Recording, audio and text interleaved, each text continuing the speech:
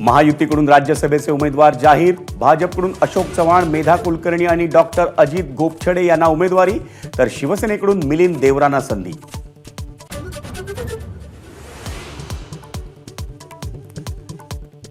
राष्ट्रवादीकडून खासदार प्रफुल्ल पटेल यांना पुन्हा राज्यसभेची उमेदवारी। प्रफुल्ल पटेल सध्या राज्यसभेचे खासदार, राजीनामा देऊन उद्या अर्ज भरणार।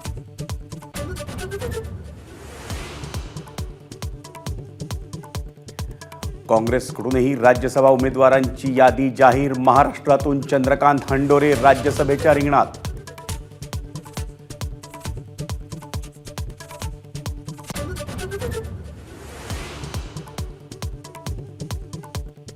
विधान भवनात पार पडलेल्या काँग्रेस आमदारांच्या बैठकीला 12 आमदार अनुपस्थित। उद्याच्या बैठकीला तरी हजर राहणार का, याकडे लक्ष।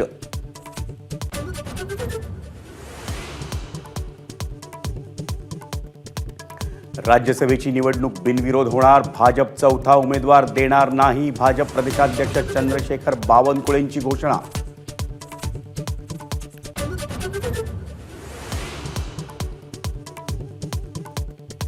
आगामी निवडणुकीत शरद पवार गटाला पाडलंच पाहिजे, त्यासाठी काका का असं लिहून प्रचार करावा लागेल। सखा पाटलांचा संदर्भ देऊन अजित पवारांची शरद पवारांवर टीका।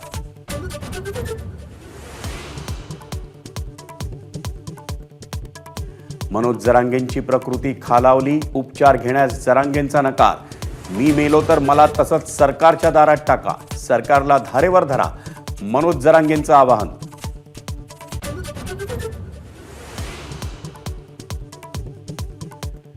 मराठा आरक्षणासाठी 20 फेब्रुवारीला विशेष अधिवेशन बोलावणार, मंत्रिमंडळाच्या बैठकीत निर्णय।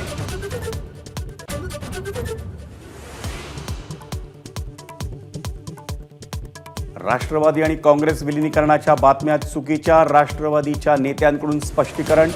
शरद पवार गट नवं चिन्ह आणि पक्षाचं नवं नाव घेऊन जनतेत जाणार।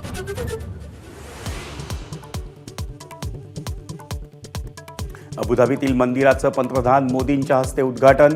27 एकर जागेवर उभारलंय भव्य स्वामीनारायण मंदिर। अबुधाबीतल्या पहिल्या हिंदू मंदिराबद्दल प्रचंड उत्साह।